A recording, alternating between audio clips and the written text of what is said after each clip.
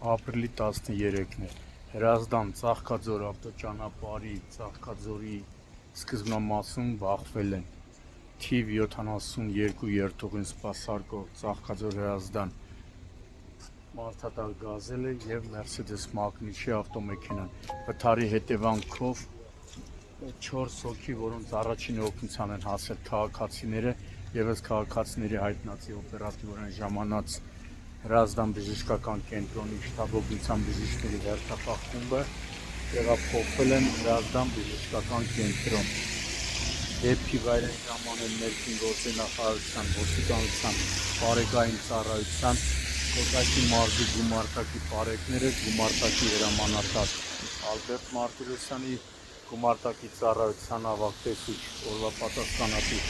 Արտակ Ասատերյանի և գումարտակի ծառայության տեսուչ Կարլեն Բաղյանի գլխավորությամբ։ Դեպքի վայր են ժամանել նաև համայնքային ոստիկանության գլխավոր վարչության Հրազդանի բաժնի հերթապահ խումբը։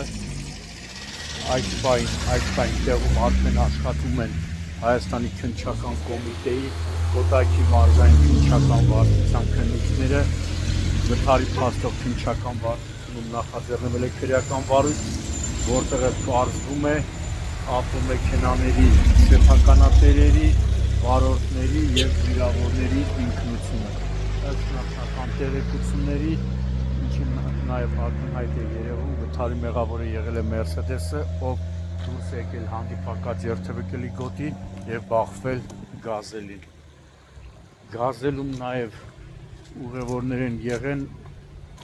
մեծ մասը բարեբախտաբար չի տուժե։ Այս պահին արդեն